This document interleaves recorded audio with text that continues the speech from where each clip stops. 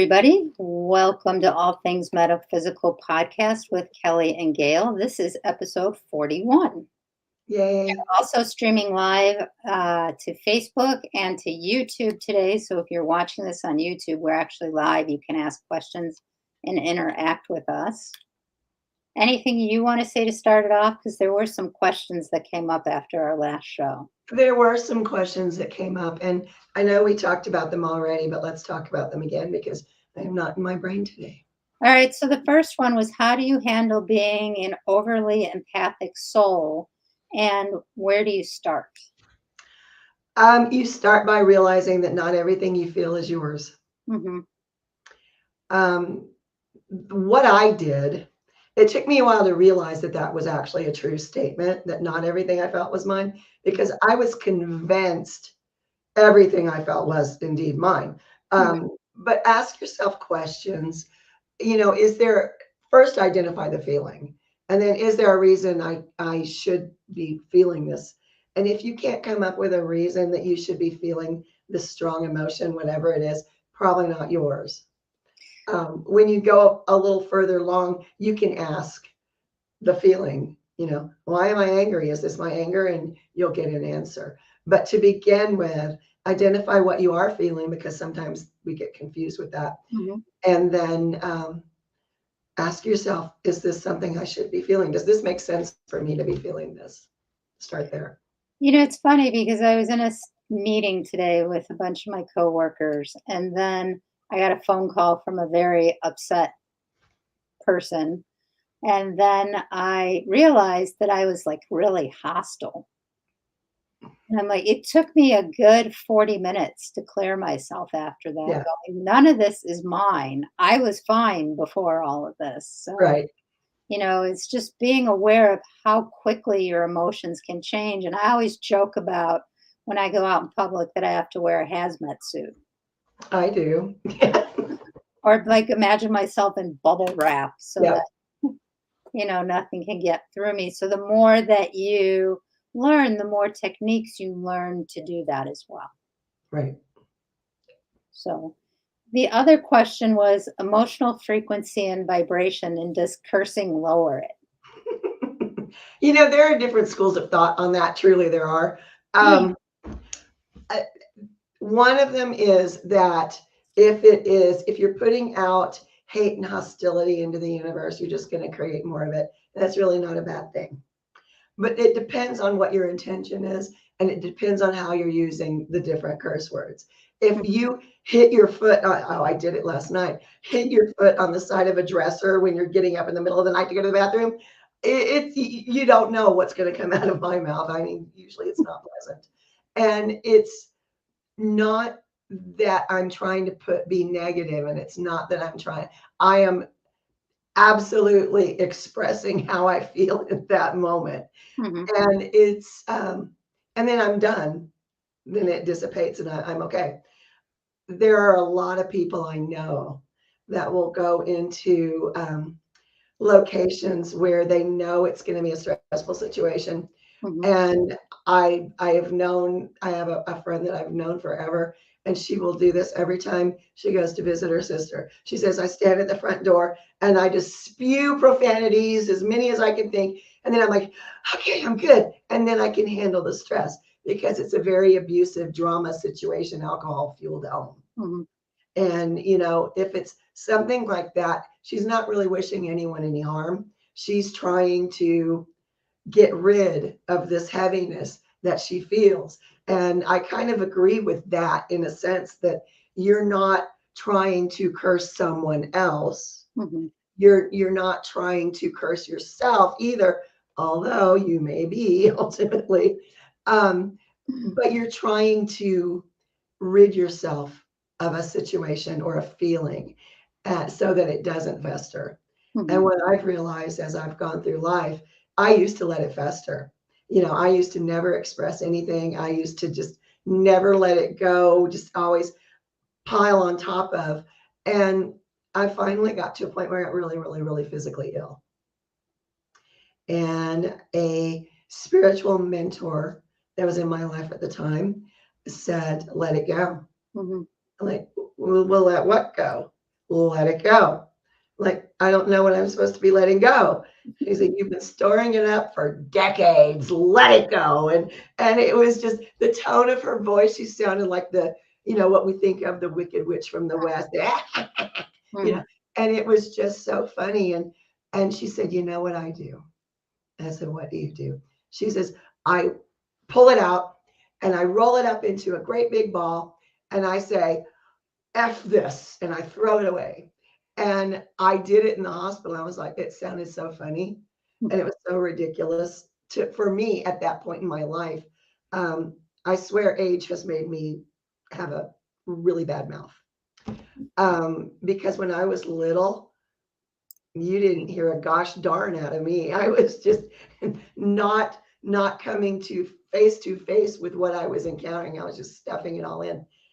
And when it was Helen Mirren had that post that said that she wishes she had said fuck off more when she was younger. I kind of agree with that.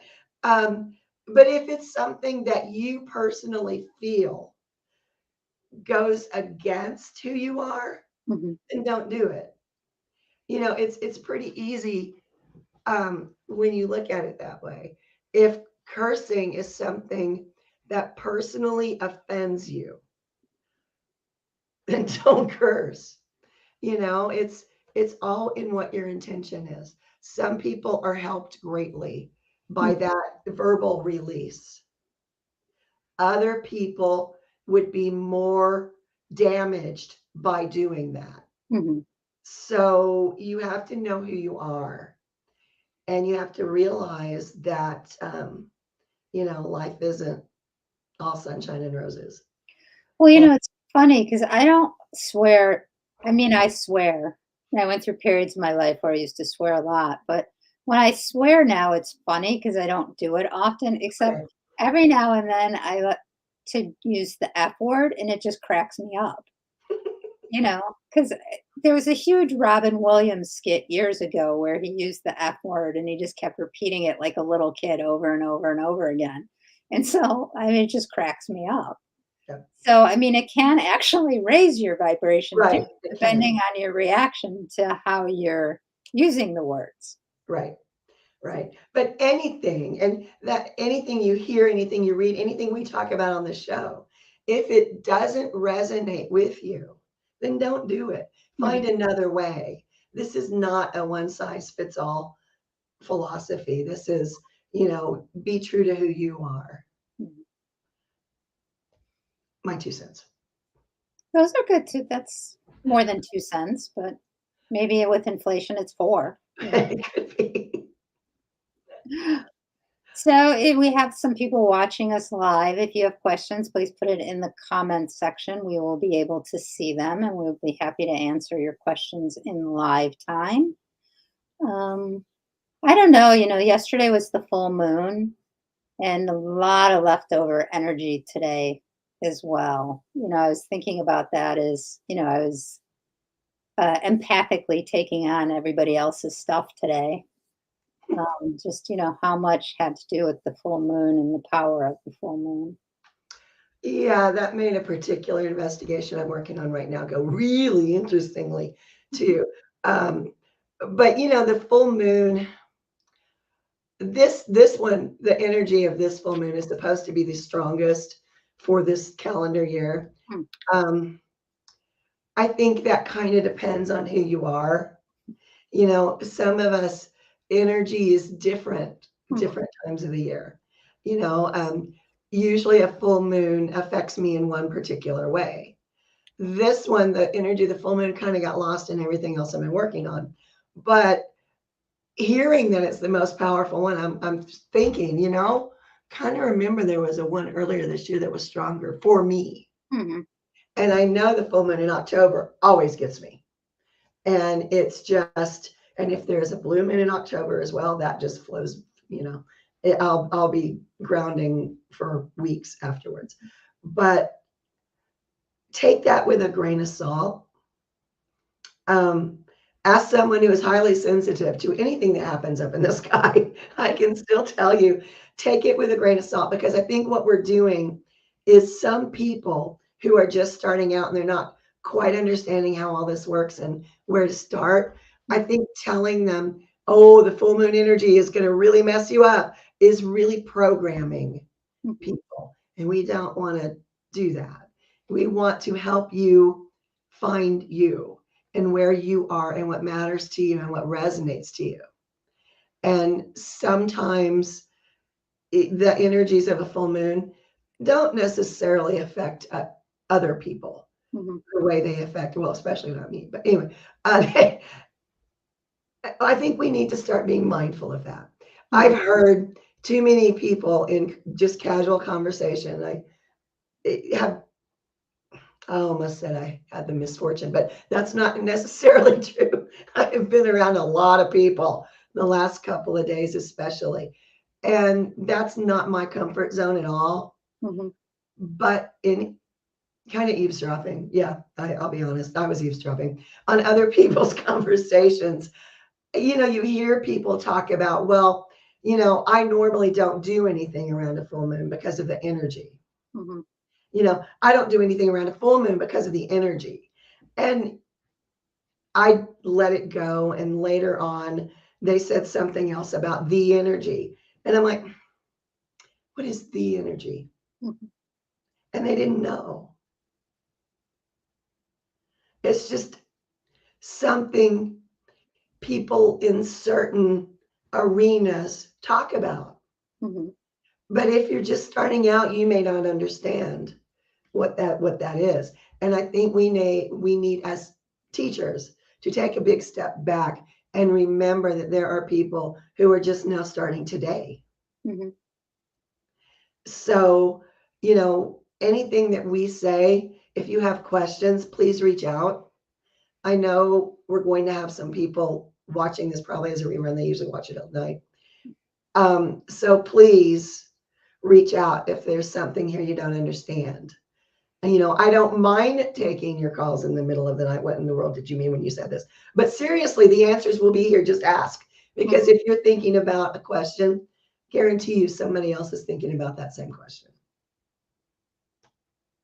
See, there's another 2 cents. You're just on a roll today. I know.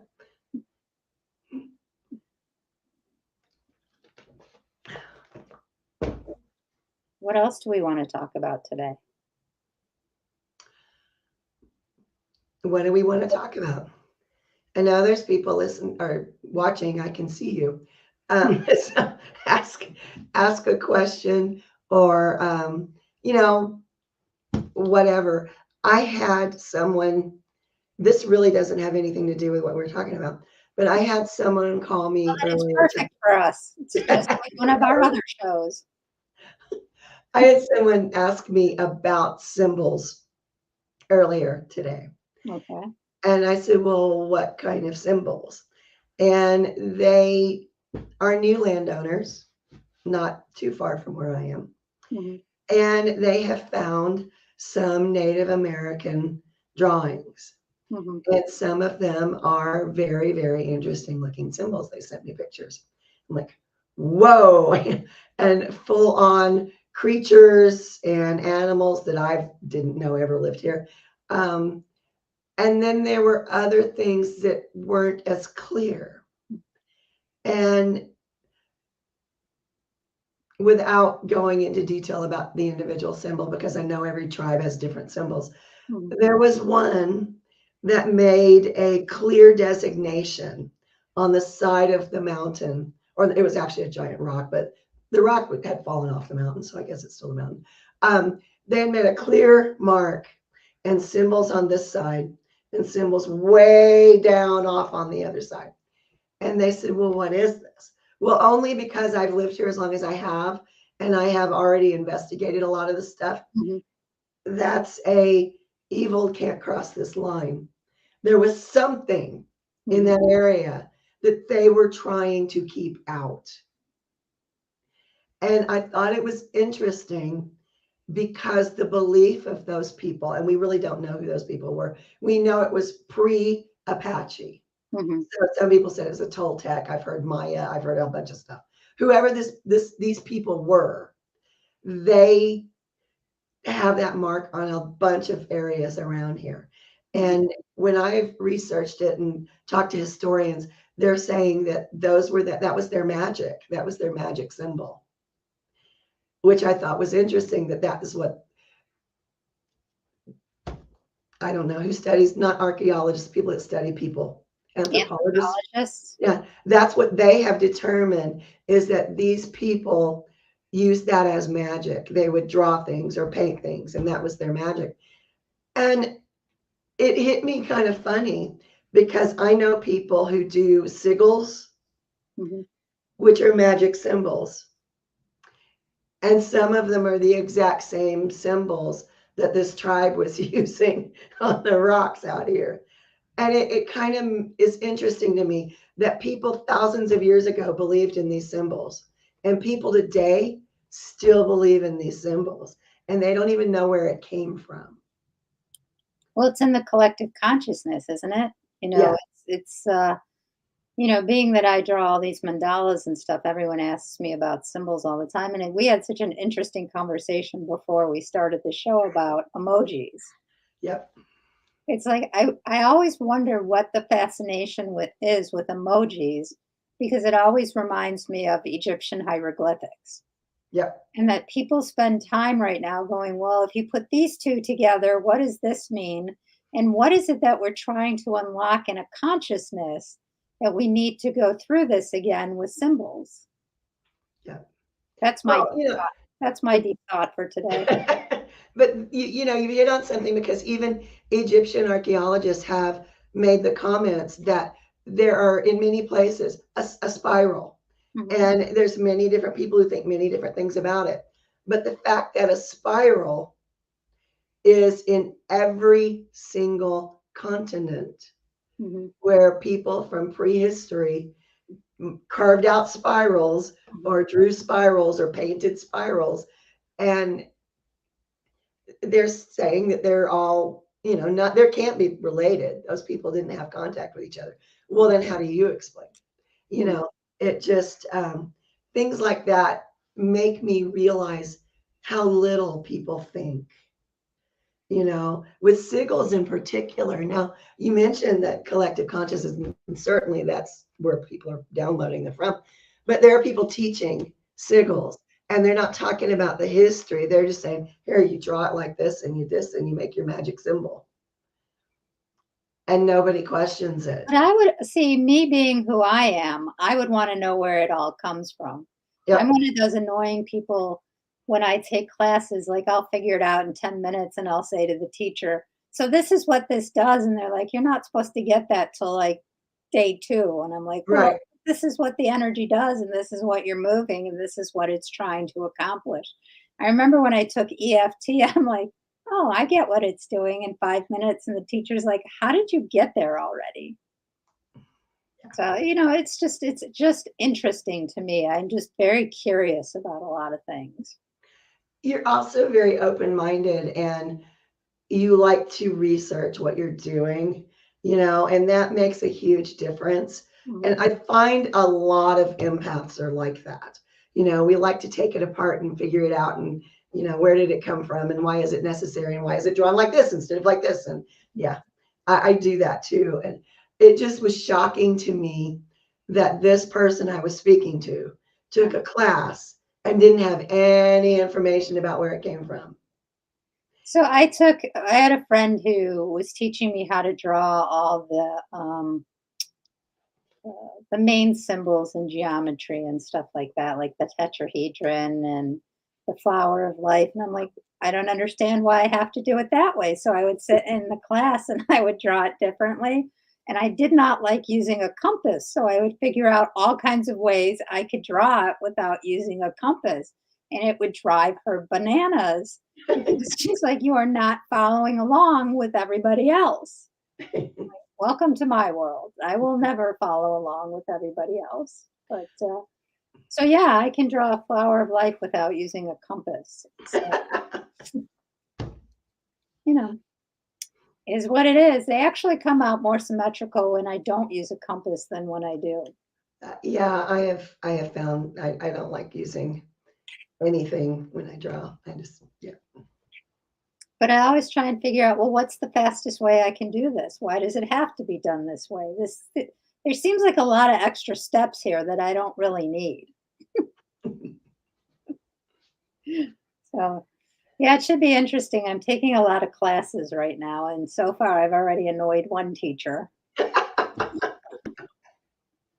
I have 2 more classes to go, so we'll see what happens with those. Anything is possible, truly. It's not that I'm trying to, it's just and this is what gets me into trouble, and I don't know if you can relate to this or not, is that I see things oftentimes, from different perspectives, I'll put it that way, and I want everyone to be able to talk about it and, like, have that knowledge, and it's been my experience that a lot of people don't. They just don't. I Yeah. stopped that. That's like if I'm somewhere and somebody's dearly departed aunt, whatever, is trying to get my attention, give them a message. I don't anymore. I say, no, I'm, if they're not receptive, I'm not going to Mm, force them into a situation that they're uncomfortable with.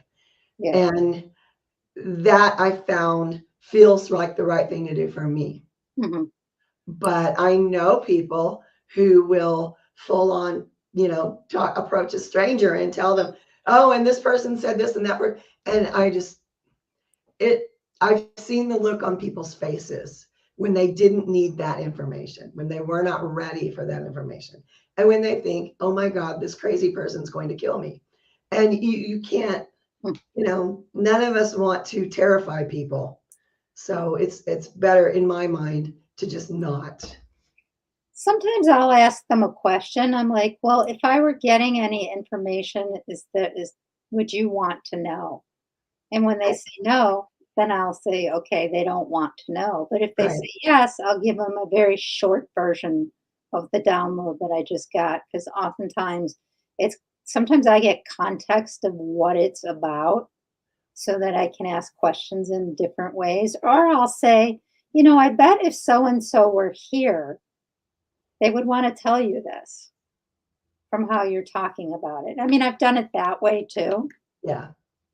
Yeah. in more of a non-threatening way, going, your dead grandmother is standing behind you and is not stopping talking. And she really wants me to get this point across to you. I can't, that seems too invasive to me. Yeah, I actually got tossed out of a classroom in school doing that one time Yeah. because I could clearly see the teacher's grandmother. I could see her, and I'm like, "Your grandmother is saying, and I got sent to the principal's office. I'm like, "Thanks, Grandma." Mhm. And just that It's not funny. really good.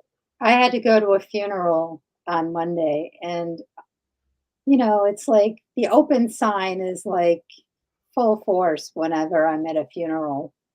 Like of all the other funerals that are going to go through that day and stuff like that. But I always find it interesting, and sometimes I find it difficult because I'll see all my ancestors too. And I always see the person who transitioned, I always see them leave halfway through the service. It's like they wanted to be there to see who was there, and then they go fully into the light, and then they aren't around as much anymore for a while. Right. So I always think it's interesting, and depending on how close I am to the person depends on my reaction then. If Yeah. it's someone that I was really close to, I always start bawling when they leave, and everyone's like, they're not talking about anything right now that's really sad. Why are you reacting that way? Yeah. Oh, various reasons. So Yeah. it's just interesting. It is, and I've been to some funerals where everybody was open and everybody was seeing everything, and it's like, whoa, look there, he's gone, and everybody saw him. You could see in the group of people, I was sitting kind of at the back, everybody's heads, you know, and that was kind of cool. Usually funerals are not like that, Mhm. but that one was. And Yeah. it was really not a funeral. It was a celebration Mhm. of life. And that, I think that made all the difference. It's just interesting is that there's no one right reaction or wrong reaction. And I think people put pressure on themselves that they need to be a certain way or experience things a certain way. And, sometimes, I'll be really quiet in situations and sometimes I'll talk more. It just depends for me energetically where I think of and feel other people are and what I think and feel other people are open to. Because I've been in some situations where I wouldn't share anything because it's very evident to feel the fear of everyone around me. And, so to go circle back around, to go full circle is, as you're an empath, you start to learn those things. It's like you Yeah. can feel the people's fear. So that might not be the best time to tell people things or try and share things or ask people questions. So you can kind of start to use it as your superpower. Hmm. Yep. So, Yep. I think people, well, like you said, they put too much pressure on themselves, mm, but they kind of inadvertently put pressure on the people they're talking to as mm, well. I remember times where I was even a paid speaker mm, answering questions, and I went off on a detailed response to a question that I really felt strongly about. And after everything was over, I saw the woman who asked the question, mm. and she was pretty much running away from me. And I asked somebody what's wrong with her. I thought I answered her question. She said, "You did, but I don't think she was really willing to go that deep." And it's like sometimes I've done readings for people and they've been like really down. Like, Mhm. well, you didn't, what, did you not understand something? Or you're not ready to hear something? And they said, "No, you were honest. I wasn't ready for that." Mhm. Well, why do you have a reading if you don't want them to be? It just didn't make sense to me. I think that's circle back around to some of our other conversations, is that's when you can always tell a good reader too, is because a good reader is going to be honest and oftentimes just validate things that you didn't even bring up that Right. the reader can feel and wants to get across. And there's a reason I gave myself the name No Nonsense Intuitive because I just when I do a reading, here's the information.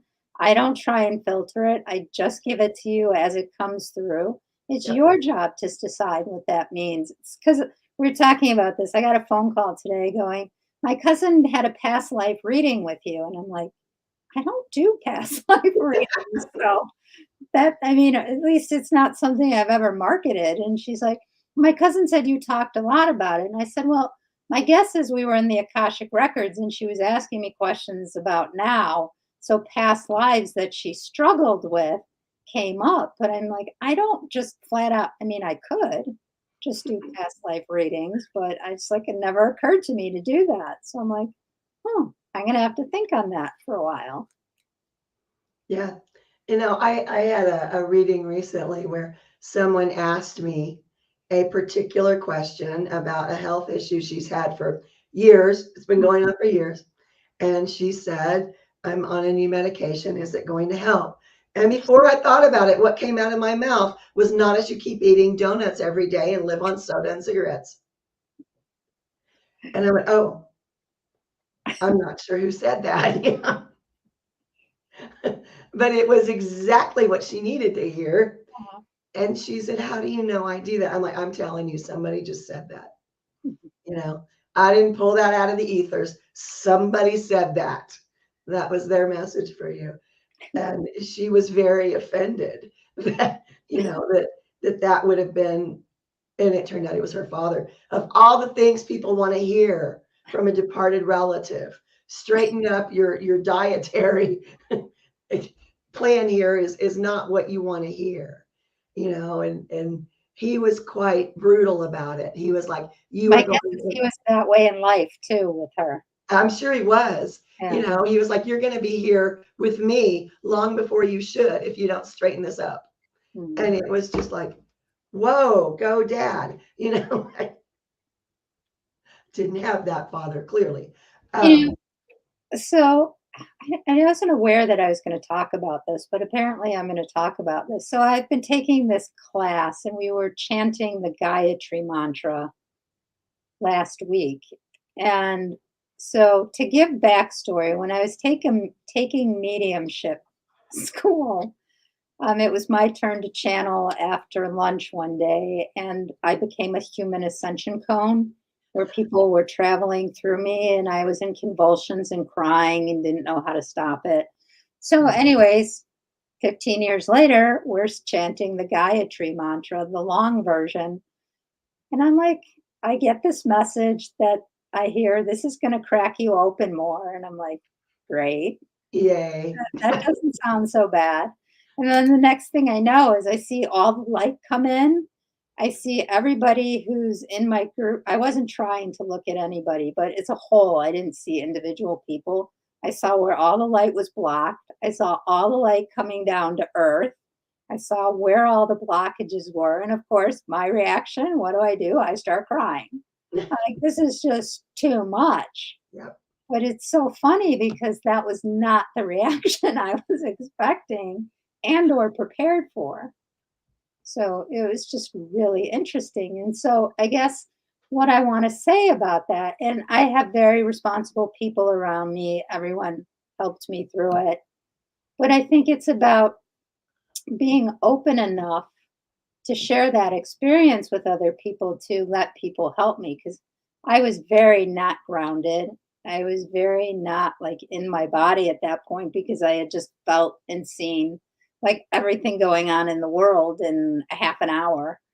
And, so I reached out to people, I reached out to the teacher, and, I think it's really important to use the avenues that you have. And I think I can speak for you that with this is Kelly and I want to be those avenues for you. Yep. When you guys are struggling with things or when you're having a hard time, chances are one of us has probably gone through it. So, we're here to support everyone on their journeys too. So, with that said, now I have to plug us. So, if you're watching this, please subscribe to our Facebook channel and you can get notified when we do things. Or if you want to be in my private Facebook group, you can subscribe to that too. That's from Fear to Freedom. You can reach out to Kelly at her website or her email, Kelly Fitzgerald 2, TOO at yahoo.com. Yep. Or you can reach out to me through a variety of different social media. You can find me on Facebook too. Yeah. So, we are here to support you because it's really important for people to have support. So that was, we've talked about this pretty much in every podcast, but that was why we started doing this because most people won't talk about this stuff. And it's the questions that a lot of people who are opening up on the journey have, they don't ask. Know that no question is dumb or stupid. I know I've learned firsthand in the last couple of nights, sometimes people think because they've seen some TV shows, they've read some books, they know everything there is to know. And then they get in over their head and they have to run screaming, literally. And if you're thinking about doing something and you're not sure that you're going to be safe, please reach out to us. At least tell someone because sometimes people who are just starting out think they know everything. And I've been doing this my whole life. I still don't know everything. There's no way you're ever going to learn everything.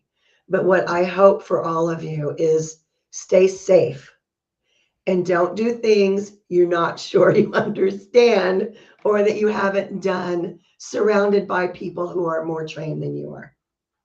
Because you really can get in over your head and it can be really, really bad quickly. And scary. It can be really scary.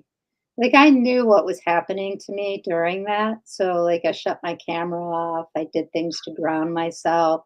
I disconnected from the energy for a while and then rejoined. So I've been through this a few times, so I'm aware of how to manage it.